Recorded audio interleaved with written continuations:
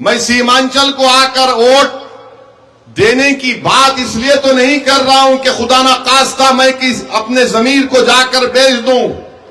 वैसे दुनिया में कोई ऐसा शख्स माई का लाल पैदा नहीं हुआ जो असदुद्दीन ओवैसी को खरीद सके। अल्हम्दुलिल्लाह मेरी लड़ाई सीमांचल में एक यहां पर आपकी लीडरशिप बने। कब तक हम पटना में बैठने वाले इन राजाओं को वोट देंगे जो तुम्हारे गम को नहीं समझते। और मोदी, नीतीश और चिराग पासवान और कुशवाहा को हराना है, ये काम आपको करना है।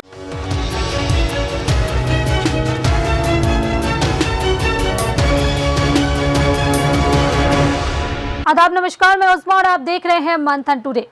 एआईएमआईएम के सुप्रीमो असदुद्दीन ओवैसी ने आज कहा कि कोई माई का लाल पैदा नहीं हुआ जो ओवैसी को खरीद सके। आपको बता दें कि एक सप्ताह के बाद ओवैसी फिर से बिहार पहुंच चुके हैं। आज बहादुरगंज में एक सभा को संबोधित करते हुए ओवैसी ने सीमांचल के मुसलमानों को ललकारते हुए कहा कि मोदी, नीतीश, चिराग, कुशवाहा को हराना है। साथ ही ओवैसी ने आरजेडी पर भी निशाना बनाया और कहा कि यादव नेता के सामने ओवैसी झुककर बात कभी नहीं करेगा।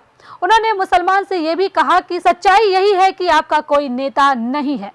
ओवैसी और क्या कुछ कह रहे हैं, आइए आपको इस वीडियो के माध्यम से सुनाते हैं। हम आपको ये बताने आए हैं कि 5 साल पहले आपने उस शख्स को अपने वोटों से नवाज कर कामयाब किया जो पहले राजद से लड़ा था और अपनी जमानत नहीं बचा सका था। आपने उसको 75,000 के करीब वोट दिए, 85,000 के करीब वोट दिए। और मेरा मानना यह है कि सीमांचल की जनता गरीब जरूर है और हो सकता है कि उनमें ज़कात निकालने की इतनी इस्तिताअत भी ना हो, मगर सीमांचल की जनता ने सदक़े के तौर पर असदुद्दीन ओवैसी को, अख्तरुल ईमान को और उन 4 गद्दारों को कामयाब किया था। भूखे रहकर जिनके बच्चों के जिस्म पर ईद के दिन कपड़े नहीं बनते, उन गरीब जनता ने हम सबको सदका देकर कामयाब किया। ये जमीर फरोश अपना जमीर किसी के गैरों की चौखट पर जाकर नीलाम करके सीमांचल की जनता को उन्होंने धोखा दिया है। तो इंशाअल्लाह ताला मुझे यकीन है कि इनके इस धोखे का जवाब यहां की विधानसभा की जनता भी देगी, कोचा दामन की जनता भी देगी। अब कोचा दामन में तो राजद के नेता आके बोले, हुड़ मत करो, हुड़ मत करो। अभी तो शुरू हुआ है। ये जनता की बदुआ बहुत बुरी होती है। गरीब को जब तुम धोखा देते ना, उसमें इतनी ताकत तो नहीं रहती कि तुम्हारे नजरों में नजर मिलाकर कभी कुछ बात बोल दे, मगर वो बोलता, अल्लाह मैं मजलूम हूं, मेरे दिल का हाल तू जानता है। जिन जालिमों ने मुझे धोखा दिया, अब तू उसको देख ले। अब अल्लाह देखेगा, इंशाअल्लाह ताला देखेंगे आप। 6 करोड़ लिए क्या तुम्हारे को बस हो गया? खबर में काम आएगा, औलाद को काम में आएगा। अरे ये जो गरीब लोग जो भूखे हैं, प्यासे हैं, तड़पते हैं, अस्पताल नहीं होने की बिना पर एक्सीडेंट होता तो दम तोड़ देते हैं, एम्बुलेंस भी नहीं मिलती रोड के ऊपर, जो अपनी नई दुल्हनों को छोड़कर भारत के कोने कोने में चले जाते हैं शादी के 10-12 दिन के बाद। तुमको इनकी जज्बात की भी कदर नहीं रही। मेरे भाई, जैसा कि अख्तरुल ईमान साहब ने कहा कि मैं सीमांचल को इसलिए नहीं आया कि मैं इलेक्शन लड़ूं या किसी हैदराबाद के लोग को लाकर यहां पर चुनाव लड़ाऊं। मैं सीमांचल को आकर वोट देने की बात इसलिए तो नहीं कर रहा हूं कि खुदा ना खास्ता मैं अपने जमीर को जाकर बेच दूं। वैसे दुनिया में कोई ऐसा शख्स माई का लाल पैदा नहीं हुआ जो असदुद्दीन ओवैसी को खरीद सके। अल्हम्दुलिल्लाह मेरी लड़ाई सीमांचल में एक यहां पर आपकी लीडरशिप बने। कब तक हम पटना में बैठने वाले इन राजाओं को वोट देंगे जो तुम्हारे गम को नहीं समझते। मेरे अजीज दोस्तों, मेरे बुजुर्गों, मेरी इज्जतदार मां और बहनों और बिलखुसूस नौजवानों, ये लड़ाई तुम्हारी है, याद रखो। आने वाला कल तुम्हारा होगा नौजवानों।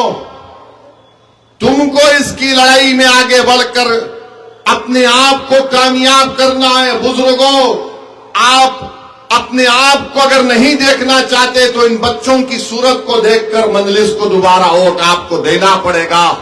ये मुस्तकबिल इन बच्चों का है, ये मुस्तकबिल उन मासूम बच्चों का है जिनके पास स्कूल नहीं है। ये मुस्तकबिल और आपको वोट देना है इंसाफ के नाम पर। आप इंसाफ को कामयाब करेंगे, आप जालिम को कामयाब नहीं करेंगे। आप इंसाफ के नाम पे वोट देंगे ताकि मजलूम को इंसाफ मिले और जालिम को शिकस्त मिले। आप इंसाफ के नाम पर वोट देंगे ताकि इंसाफ कामयाब हो जाए और गद्दार हार जाए। आप इंसाफ के नाम पर वोट देंगे ताकि हमारे बच्चों का मुस्तकबिल अच्छा रह सके। इंसाफ को कामयाब करना है, नफरत को कामयाब होने नहीं देना है। इंसाफ को कामयाब करना है और मोदी, नीतीश और चिराग पासवान और कुशवाहा को हराना है। ये काम आपको करना है। इंसाफ को आप कामयाब करेंगे तो आपकी सीमांचल की सरजमीन पर आपकी एक सियासी क़यादत बनेगी इंशाअल्लाह ताला। लीडर आप बनेंगे, नेता आप बनेंगे और हम किसी यादव पार्टी के नेता के लीडर के सामने झुककर, सर झुकाकर बात नहीं करेंगे। सुन लो तेजस्वी यादव, सुन लो चिराग पासवान, सुन लो नीतीश कुमार। बात होगी अगर समाज की बात होती है, समुदायों की बात होती है, हर जात ने, हर बिरादरी ने, हर समुदाय ने अपना नेता बना लिया। अगर किसी ने अपना नेता नहीं बनाया तो वो बिहार के 19% मुसलमानों ने नहीं बनाया। ये बात सच है। आप खामोश बैठिए, मगर सच्चाई यही है कि आपका कोई नेता नहीं है। और अगर जब मजलिस ओवैसी कहता है कि बिहार के 19% मुसलमानों का एक नेता होना चाहिए, तो सबके पेट में दर्द शुरू हो जाता है, सब नाराज हो जाते हैं। अरे ये कौन है जो हैदराबाद 1800 किलोमीटर से दूर आकर यहां पर बार बार कह रहा है कि मुसलमानों का नेता होना चाहिए? क्या भारत की पार्लियामेंट में मोदी ने अपने छाती को मारकर नहीं कहा था कि भारत का सबसे बड़ा पसमानदा नेता मैं हूं? नहीं कहा था मोदी ने। देखो आप, मैं क्या कह रहा हूं, मैं क्या हमारे हिंदू भाई के खिलाफ हूं? कभी नहीं रहूंगा। जो सच्चा मुसलमान है वो किसी हिंदू भाई या सिख भाई या ईसाई के खिलाफ नहीं हो सकता। हो मेरा लड़ाई से बोल इतना ही है, मेरे भाई मेरे को हिस्सा मिलना चाहिए, मेरा मुझे बराबरी मिलनी चाहिए। मैं इंसाफ चाहता हूं, मैं भीख नहीं चाहता हूं। तो आपने सुना कि ओवैसी ने राजद में शामिल हुए 4 नेताओं पर जमकर निशाना साधा है और साथ ही कहा कि सीमांचल की जनता को इन लोगों ने धोखा दिया है। ओवैसी ने कहा कि मेरी लड़ाई यहाँ पर इसलिए है ताकि यहाँ कोई लीडरशिप बन सके। तो फिलहाल इस खबर में बस इतना ही। देश दुनिया की ऐसी तमाम बड़ी खबरों के लिए बने रहे मंथन टुडे के साथ ही हमारे चैनल को लाइक करें, सब्सक्राइब करें, फॉलो करना न भूलें। बहुत बहुत शुक्रिया।